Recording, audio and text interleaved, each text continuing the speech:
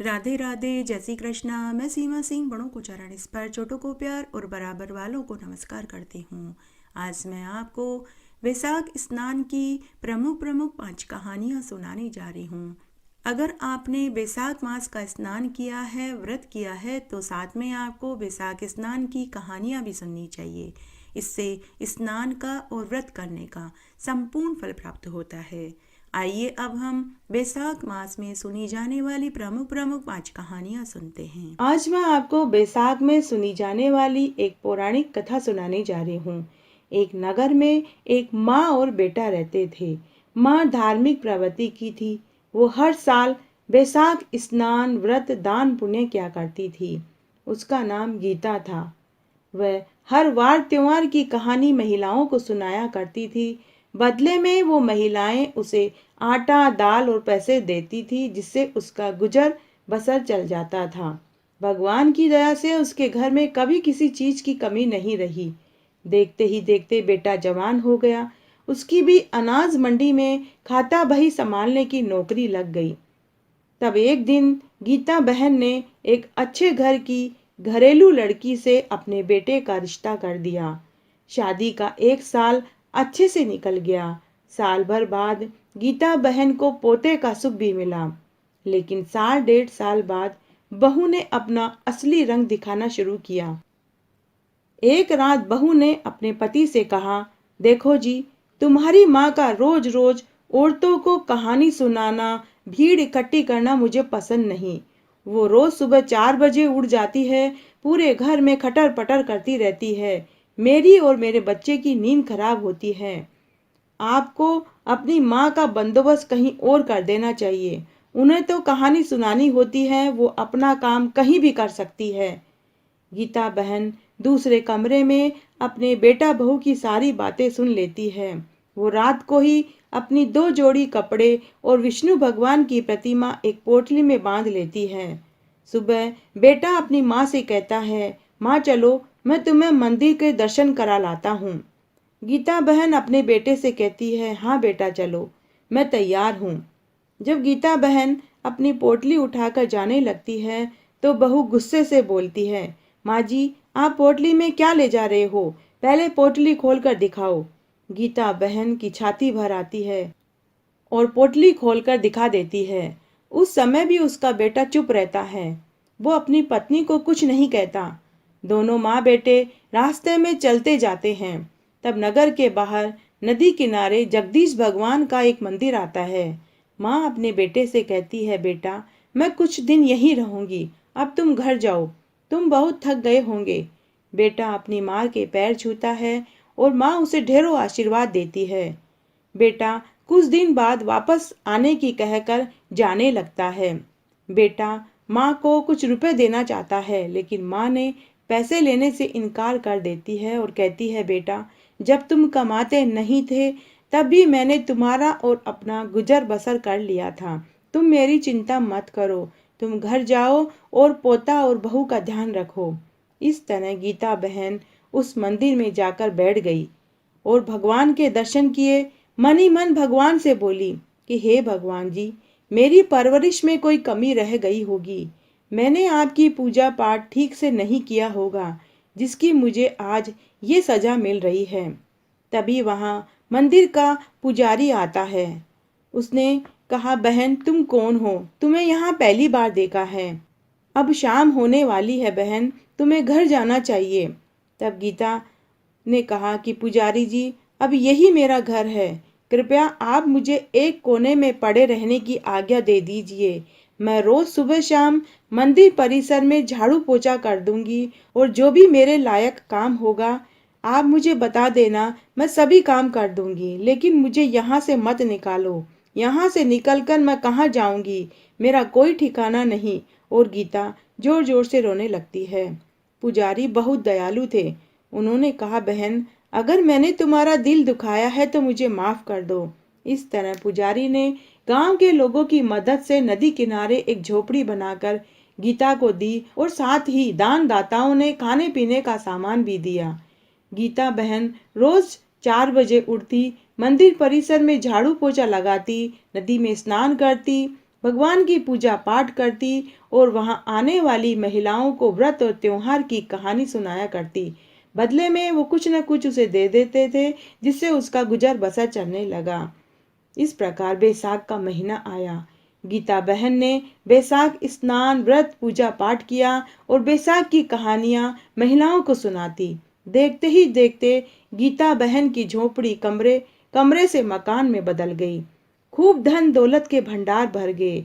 अब गीता बहन ने वहां गरीब लोगों के लिए भंडारा खोल दिया। हर आने जाने वालों को वो खाना खिलाने लगी। सभी की जुबान पर गीता बहन सुनाई देने लगा। कब गीता बहन एक साध्वी गीता बहन बन गई, खुद गीता को भी नहीं मालूम। उधर बेटा बहू के बहुत बुरे दिन आ गए। घर में खाने को कुछ नहीं रहा और जो कुछ भी था वो चोर चुरा कर ले गए। बेटे की नौकरी जाती रही। तब बहू ने अपने पति से कहा कि आपकी माँ सारी दौलत और गहने लेकर चली गई। उस दिन बेटे को बहुत गुस्सा आया। उसने अपनी पत्नी पर बहुत गुस्सा किया और कहा कि तुम्हारी वजह से ये दिन देखने पड़ रहे हैं। मेरी माँ भाग्यशाली थी, उसी के भाग्य के हम खा रहे थे। उसी की वजह से घर में अन्न धन के भंडार थे। मेरी माँ लक्ष्मी थी, लक्ष्मी। तब एक दिन बेटा बहू और पोता माँ को लेने वापस उसी मंदिर में गए, लेकिन वहां तो भव्य मंदिर और मकान बना हुआ था, भंडारा चल रहा था। जब वो वहां पहुंचे तो भूख से व्याकुल थे। उन्होंने वहां खाना खाया। फिर बेटे ने एक व्यक्ति से पूछा कि भाई जी, साल भर पहले मैं अपनी माँ को यहाँ छोड़ कर गया था। क्या तुम मुझे बता सकते हो कि मेरी माँ कहाँ होगी? वह व्यक्ति उसी मंदिर का वही पुजारी था। वो पूरी बात समझ गया। पुजारी ने उसे बहुत डांटा और कहा, तुम्हें शर्म आनी चाहिए। तुम देवी जैसी माँ को यहाँ छोड़ गए, जिसने तुम्हें पाला पोसा बड़ा किया, और तुम साल भर बाद आए हो। बेटा रोने लगा और पुजारी से क्षमा मांगने लगा। पुजारी ने कहा, मैं कौन होता हूँ क्षमा देने वाला? अगर तुम्हें क्षमा मांगनी है तो उसी देवी से मांगो, शायद वो तुम्हें क्षमा कर दे। फिर पुजारी उनको लेकर गीता बहन के पास गया। साध्वी गीता बहन एक महल जैसे कमरे में एक सिंहासन पर बैठी थी। उसके पास सैकड़ों स्त्री पुरुष उसकी कहानी सुन रहे थे। बेटा बहू और पोता पीछे बैठ गए। साध्वी गीता बहन ने अपने बेटा बहू और पोते को देखा, लेकिन वो कहानी सुनाती रही, रुकी नहीं। जब कहानी सुना चुकी तब सभी लोग साध्वी गीता बहन के चरण छूकर और आशीर्वाद लेकर चले गए। तब बहू, बेटा और पोता चरणों में गिरकर रोने लगे और गिड़गिड़ाने लगे।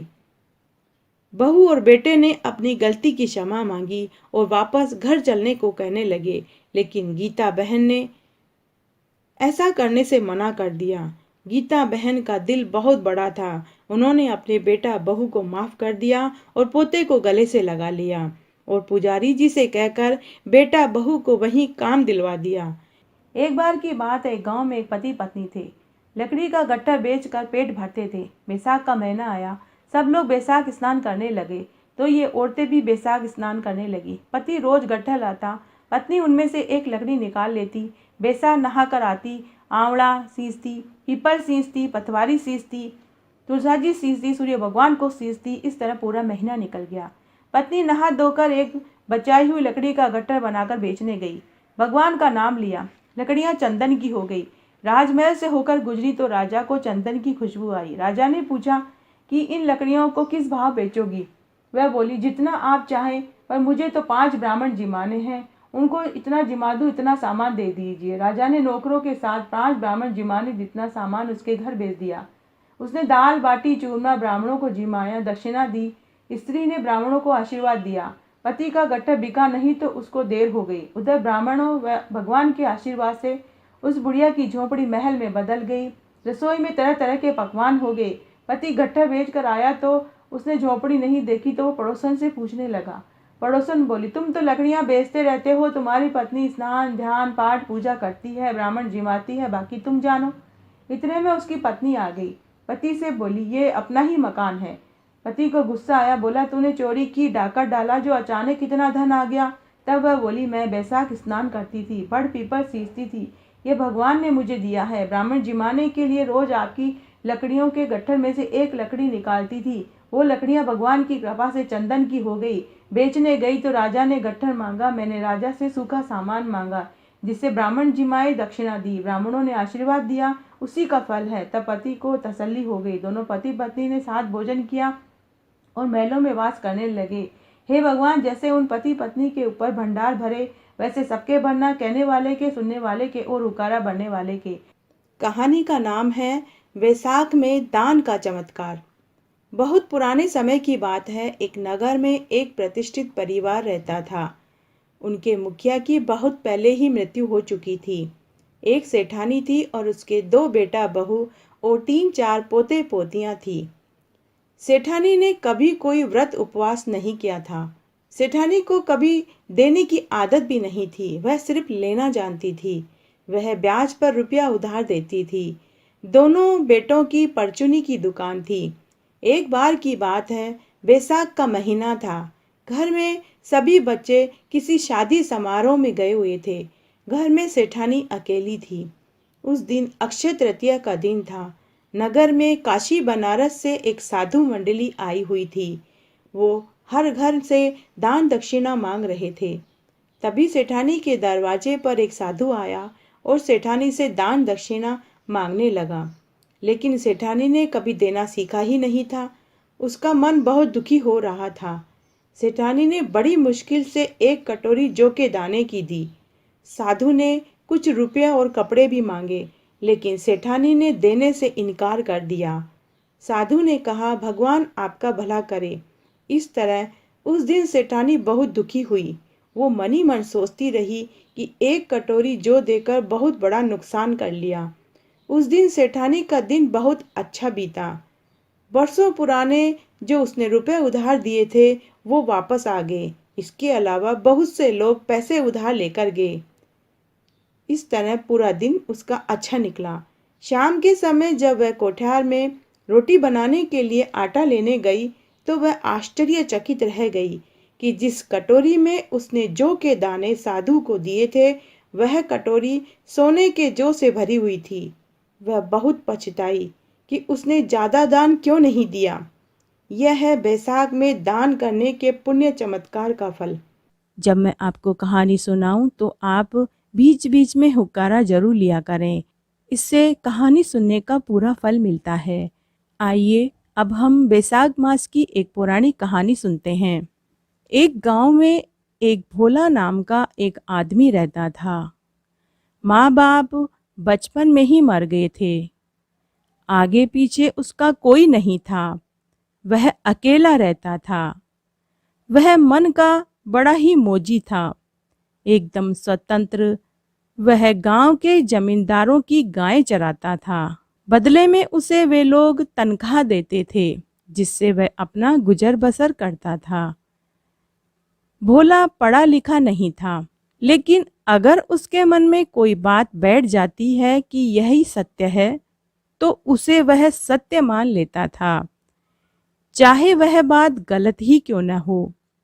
वह इस तरह चिपक जाता था जैसे गुड़ के चींटा चिपक जाता है। फिर कोई उसे कितना ही समझाए, वह किसी की नहीं सुनता था। सत्य व झूठ की विवेक शक्ति करने की निर्णय शक्ति उसमें नहीं थी। वह रोजाना तालाब के किनारे एक नीम के पेड़ की छाया में बैठ जाता और भजन गाता रहता था। उसकी गायें वहीं उसके पास रहकर आसपास चरती रहती थी। एक दिन की बात है, बैसाख का महीना था। एक काशी पंडित वहां उनके गांव में आए और उसी तालाब पर स्नान करने पहुंच गए। भोला उस समय भजन गा रहा था। उसने पंडित जी को देखा तो उसने भजन गाना रोक दिया और वह पंडित जी को देखने लगा। पंडित जी गेरुआ कपड़े पहने हुए थे, कंधे पर झोला लटक रहा था, मस्तक पर एक लंबा तिलक लगा हुआ था, हाथ में चटिया लिए हुए थे।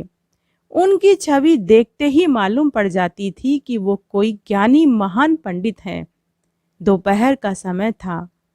पंडित जी ने झोले को पेड़ पर टांगा, धोती लपेटी, कपड़े खोले और तालाब में कपड़े धोए। कपड़े धोकर उन्होंने उसी पेड़ पर उन कपड़ों को सुखा दिया और फिर वे तालाब में स्नान करने लगे। स्नान करने के बाद जब वो बाहर आए तब तक उनके कपड़े सूख चुके थे। उन्होंने कपड़े पहने और उसी पेड़ के नीचे चबूतरे पर पालथी मारकर बैठ गए और दोनों आंख बंद करके दाहिने हाथ से नाक दबाकर बहुत देर तक बैठे कुछ मंत्रों का जाप करते रहे।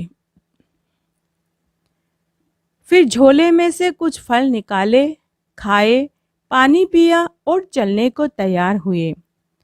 तभी भोला पंडित जी के पास आया और बोला कि पंडित महाराज पाए लागूं। पंडित जी बोले, आशीर्वाद बेटा आशीर्वाद। भोला बोला, पंडित महाराज आप कहाँ से आ रहे हैं और अब आप कहाँ जा रहे हैं? पंडित जी बोले, बेटा मैं काशी से आ रहा हूँ। बैसाख स्नान हर पवित्र नदियों में करता करता अब आगे जा रहा हूँ। तब भोला बोला, पंडित महाराज अगर आपसे मैं कुछ पूछूं तो आप बुरा तो नहीं मानेंगे? पंडित जी ने कहा, पूछो बेटा। तब भोला बोला, पंडित जी अभी आप एक हाथ से नाक बंद करके बहुत देर तक बैठे रहे, आपने ऐसा क्यों किया और ऐसा करने से क्या होता है? तब पंडित जी बोले कि बेटा मैं भगवान के दर्शन कर रहा था। ऐसा कहकर पंडित जी आगे चल पड़े। भोला ने आव देखा न ताव, झट से धोती खोलकर गमछा लपेटा और धोती को धोकर सुखाया और तालाब में स्नान करने के लिए तालाब में छलांग लगा दी। स्नान करके तालाब से बाहर आया, धोती लपेटी, गमछा सुखाया और वह भी उसी पेड़ के नीचे चबूतरे पर पालथी मारकर बैठ गया और वह भी भगवान के दर्शन करने के लिए दाहिने हाथ से नाक दबाकर बहुत देर तक बैठा रहा, लेकिन उसे भगवान के दर्शन नहीं हुए। फिर उसने मन ही मन सोचा कि शायद नाक को जोर से दबाना पड़ता होगा, शायद नाक की पकड़ ढीली रह गई होगी, इसीलिए मुझे भगवान के दर्शन नहीं हुए। तब उसने नाक को जोर से दबाकर बंद कर लिया और उसने मन ही मन सोचा, प्राण प्यारे जरूर हैं पर भगवान के दर्शन से ज़्यादा प्यारे नहीं। चाहे कुछ भी हो जाए, मैं नाक तब तक बंद रखूंगा जब तक कि मुझे भगवान दर्शन नहीं देंगे। इस तरह उसका दम घुटने लगा। ऊपर भगवान का सिंहासन डोल पड़ा।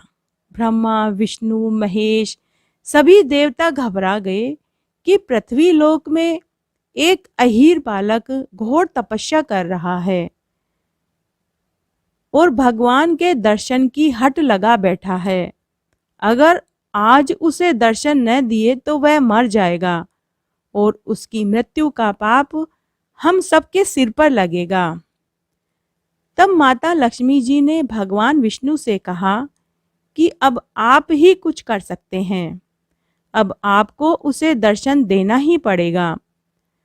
तब भगवान विष्णु ने एक ब्राह्मण का वेश बनाया और भोला के सामने प्रकट होकर कहा, अरे बालक आंखें खोलो, मैं भगवान हूँ।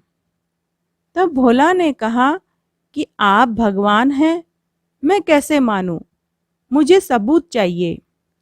भगवान बोले, तुम जैसा सबूत चाहते हो वैसा ले लो।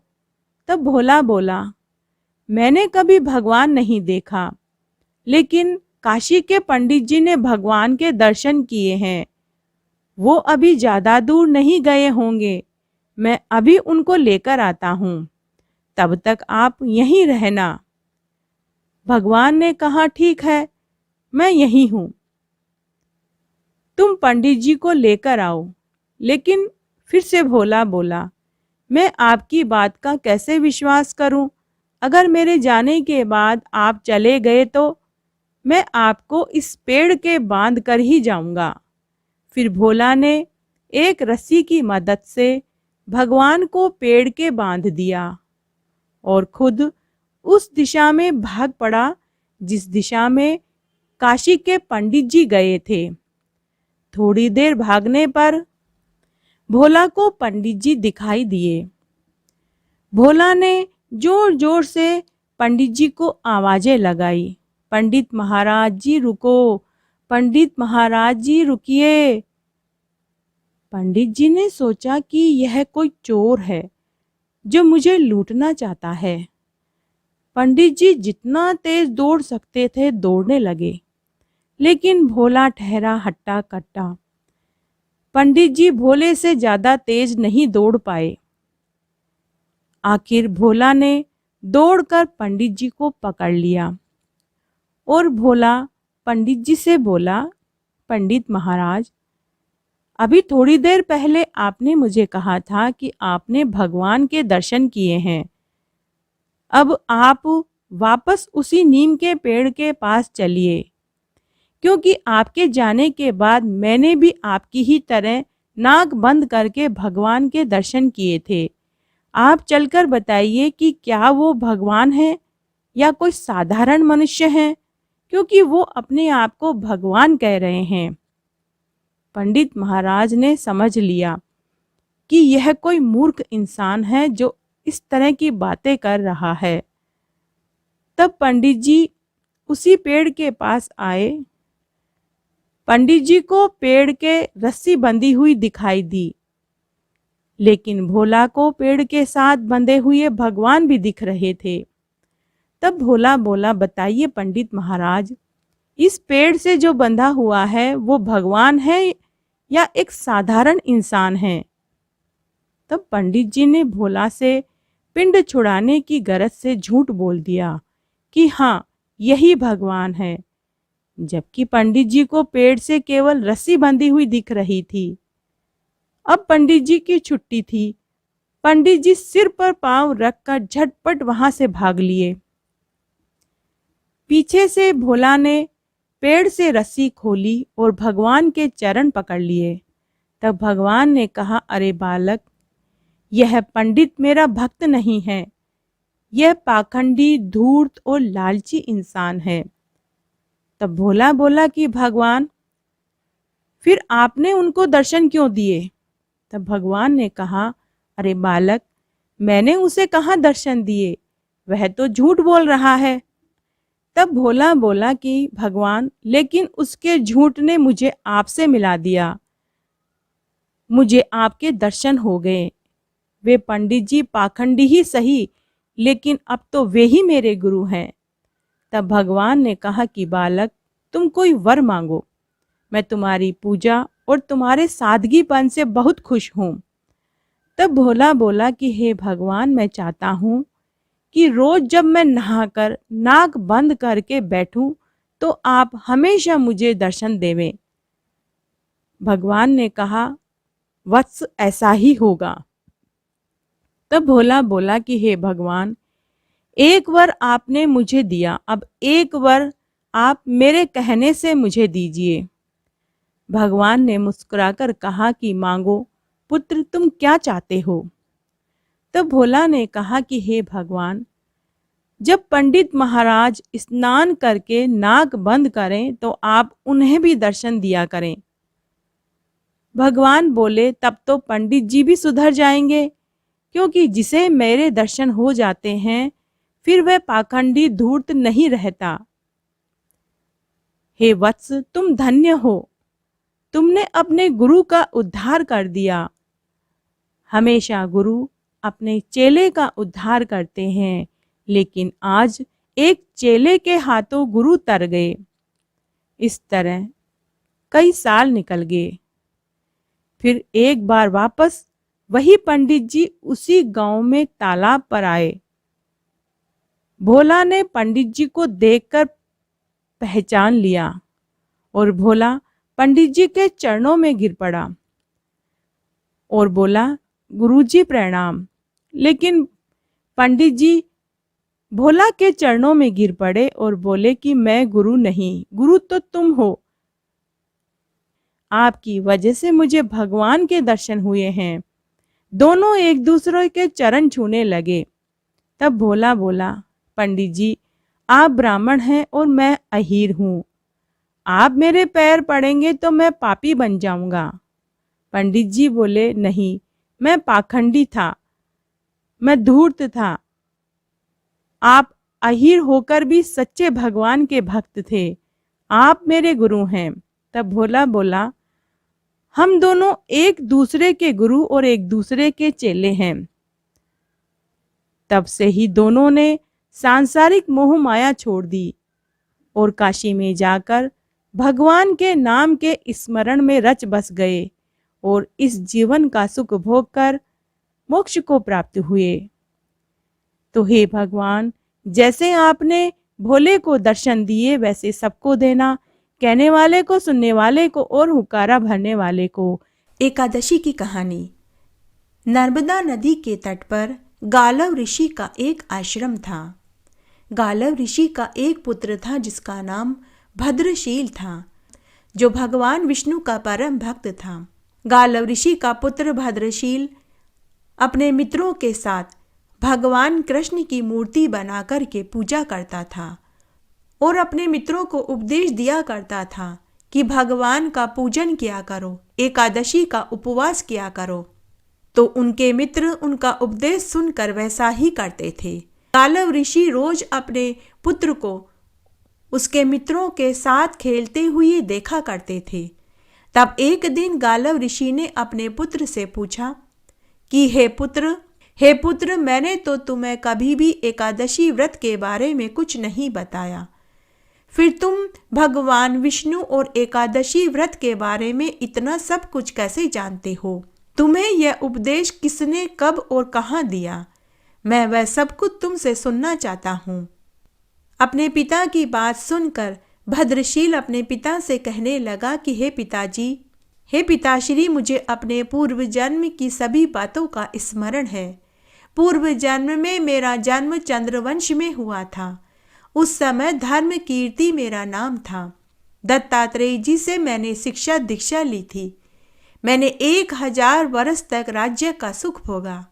उस काल में मैंने अनेक धर्म और पाप के कर्म भी किए थे। मैं बुरी संगत में पड़ गया था।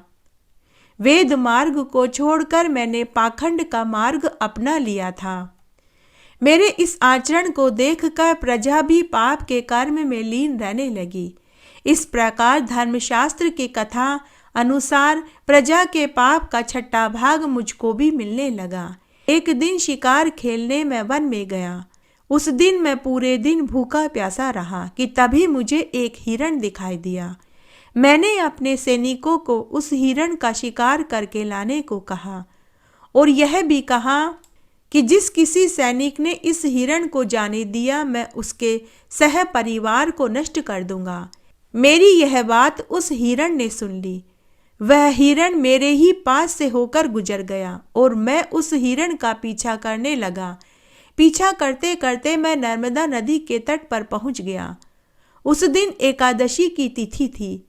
पूरे दिन भूखे प्यासे रहने से मेरा एकादशी का उपवास हो गया। हिरण का पीछा करते हुए मैं नर्मदा नदी के तट पर पहुंचा। उस दिन एकादशी तिथि थी।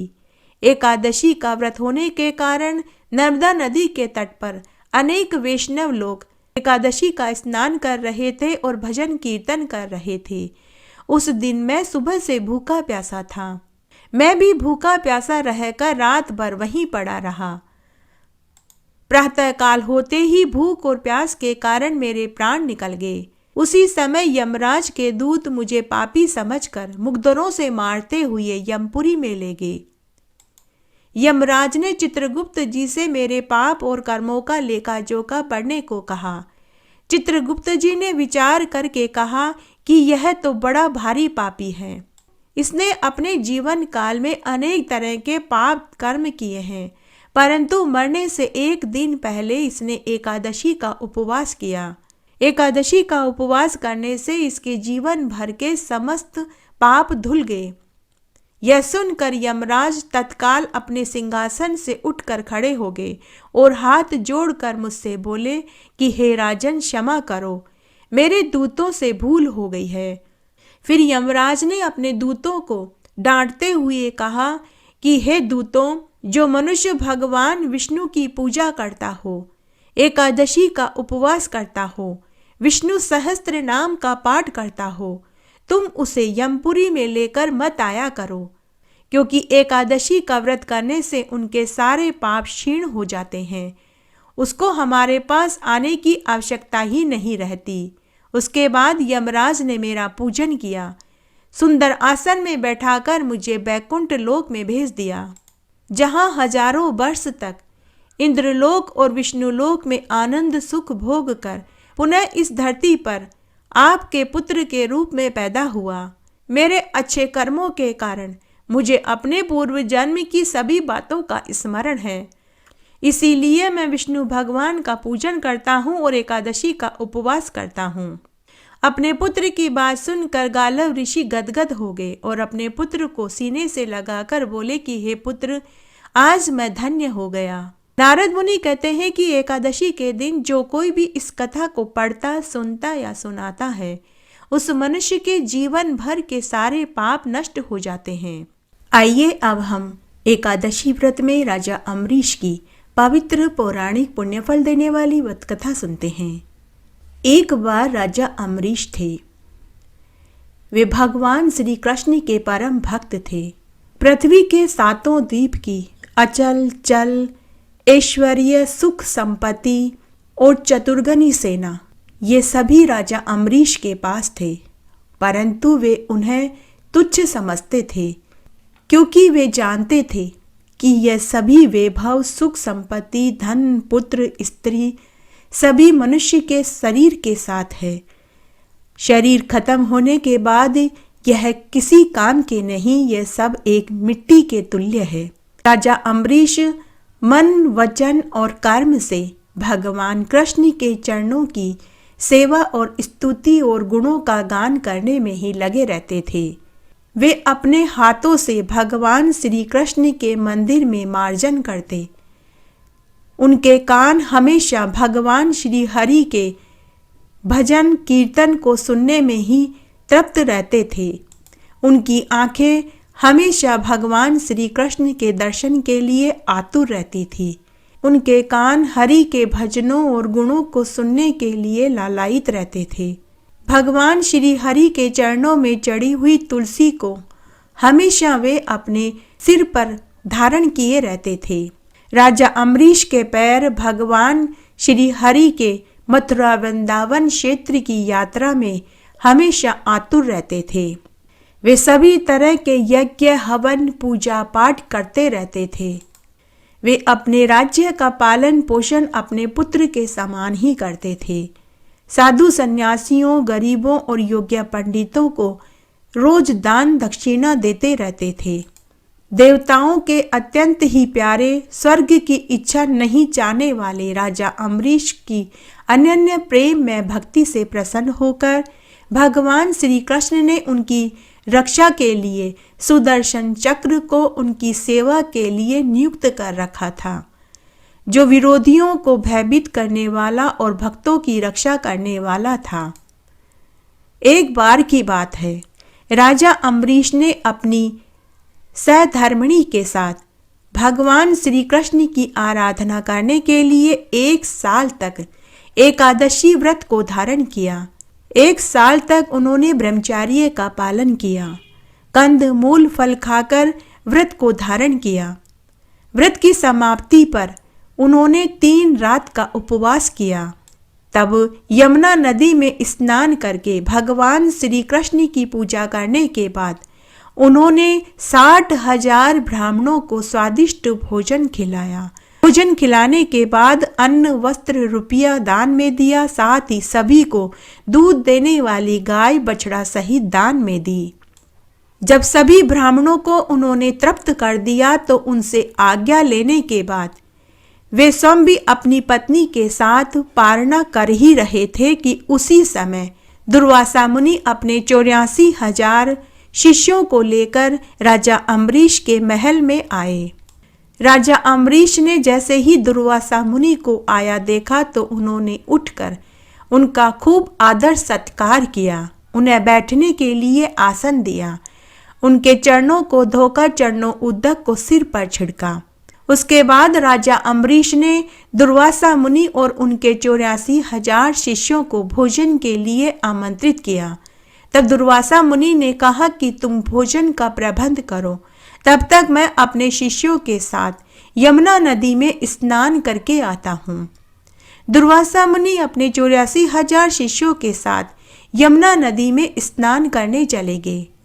दुर्वासा मुनि के जाने के बाद राजा अम्बरीश ने देखा कि द्वादशी तिथि केवल घड़ी भर ही शेष रह गई थी। राजा अम्बरीश बड़े ही धर्म संकट में पड़ गए। तब उन्होंने योग्य ब्राह्मणों और पंडितों से सलाह मशवरा किया। तब ब्राह्मणों और पंडितों ने राजा अम्बरीश से कहा कि आप भोजन कर लीजिए। लेकिन राजा अम्बरीश ने पंडितों और ब्राह्मणों से कहा कि बिना दुर्वासा मुनि और उनके शिष्यों को भोजन कराए बिना मैं कैसे भोजन कर सकता हूँ। तब उन पंडितों ने कहा कि हे राजन, द्वादशी रहते ही आपको पारण कर लेना चाहिए, नहीं तो आपको इसका दोष लगेगा। तब राजा अम्बरीश ने उन पंडितों से कहा कि आप मुझे कोई ऐसा उपाय बताइए जिससे द्वादशी तिथि रहते मेरा पारण हो जाए और दुर्वासा मुनि और उनके शिष्यों के भोजन करने से पहले मेरा भोजन कर लेने का मुझे दोष भी न लगे। तब सभी पंडितों और ब्राह्मणों ने सोच विचार करके राजा अम्बरीश से कहा कि आप भगवान श्री कृष्ण के तुलसी चरणामृत को पी लीजिए, इससे आपका पारणा भी हो जाएगा और कोई दोष भी नहीं लगेगा। तब राजा अम्बरीश ने भगवान श्री कृष्ण के तुलसी चरणामृत का एक घूंट पी लिया। उधर दुर्वासा मुनि अपने शिष्यों के साथ यमुना नदी में स्नान करके लौट आए।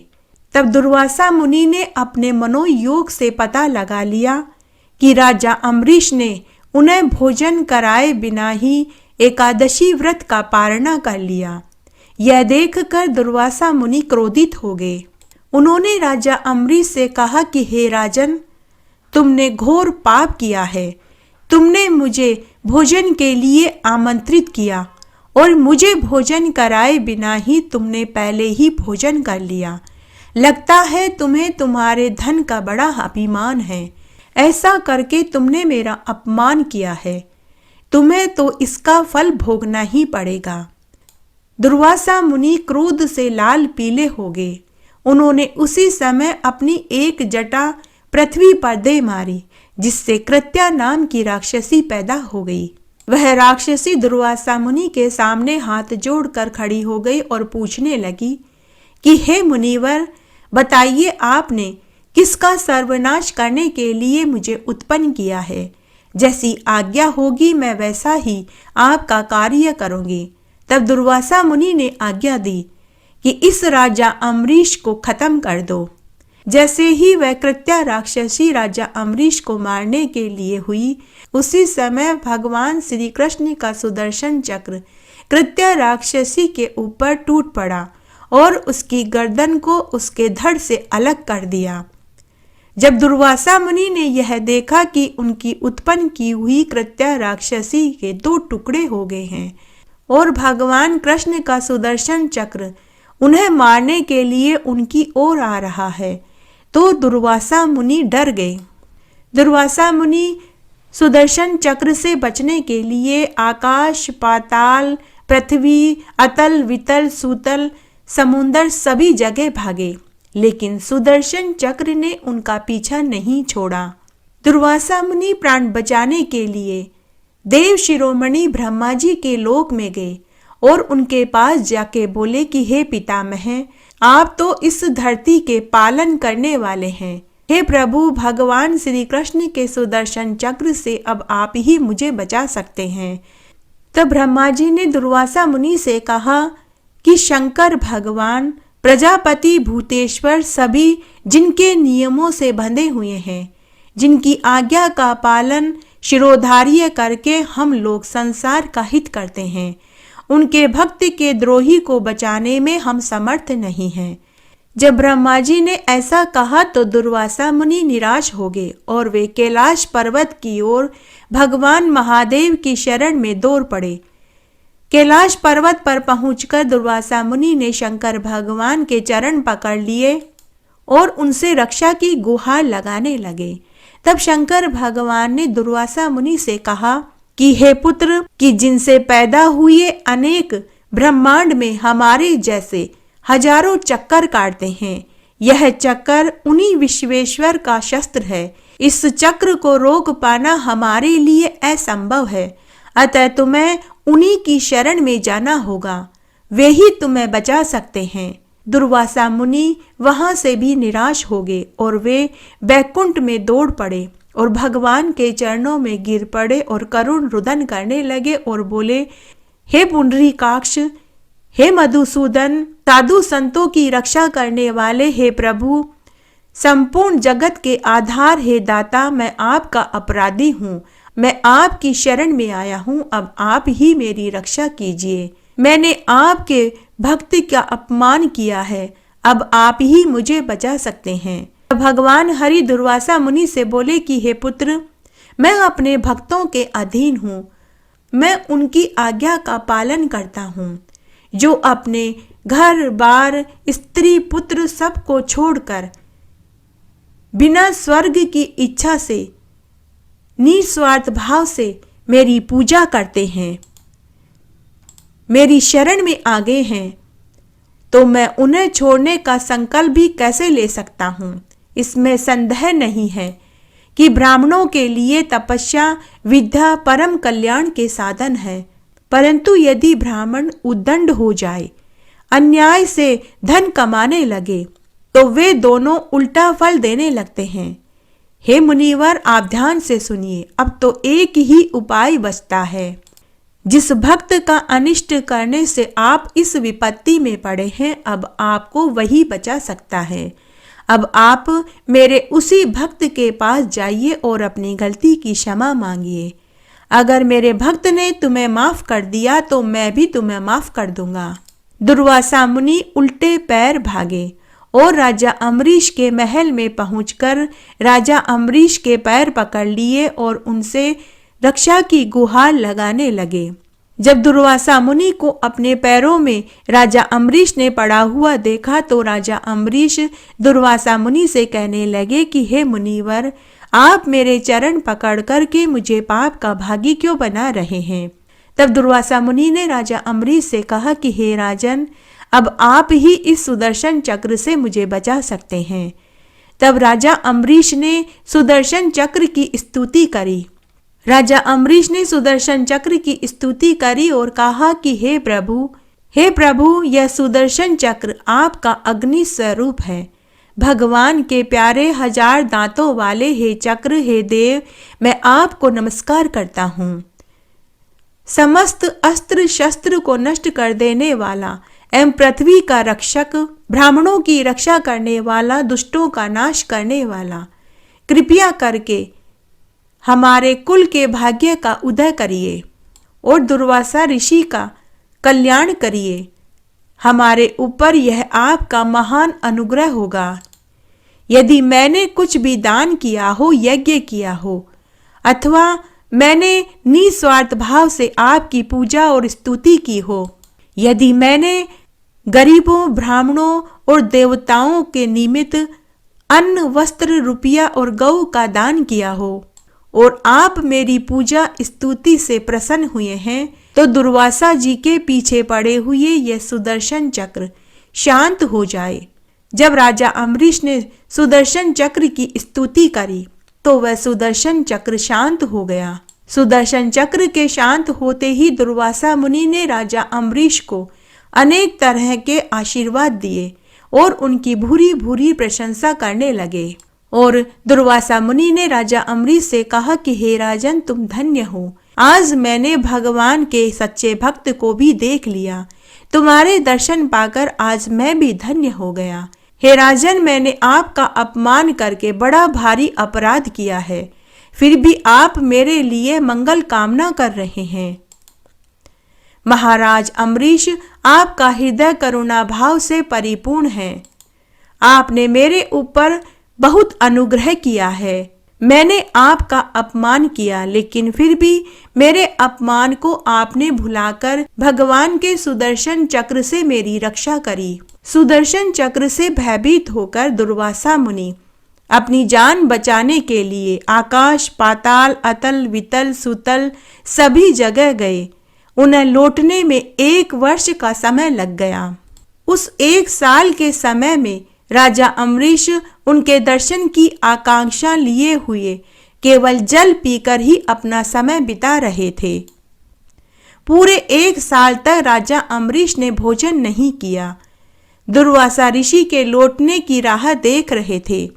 जैसे ही दुर्वासा ऋषि वापस आए तो उन्हें बड़ी प्रसन्नता हुई। फिर राजा अम्बरीश ने दुर्वासा मुनि और उनके शिष्यों को बड़े ही आदर सम्मान के साथ भोजन खिलाकर के संतुष्ट किया। दुर्वासा मुनि ने भी संतुष्ट होकर राजा अम्बरीश के गुणों की प्रशंसा करी और उनको ढेरों आशीर्वाद दिया। उसके बाद दुर्वासा मुनि ने राजा अम्बरीश से अनुमति लेकर पुनः आकाश मार्ग से प्रस्थान किया। दुर्वासा मुनि के जाने के बाद उनके बचे हुए अन्न को राजा अम्बरीश ने अपनी पत्नी और परिवार वालों के साथ ग्रहण करके व्रत का पारण किया। उसके कुछ बरस के बाद राजा अम्बरीश ने अपने राज्य का उत्तराधिकार अपने पुत्र को सौंपा और स्वयं अपनी पत्नी के साथ वन में तपस्या करने के लिए चले गए और वन में भगवान श्री हरि की भक्ति में अपना मन लगाने लगे।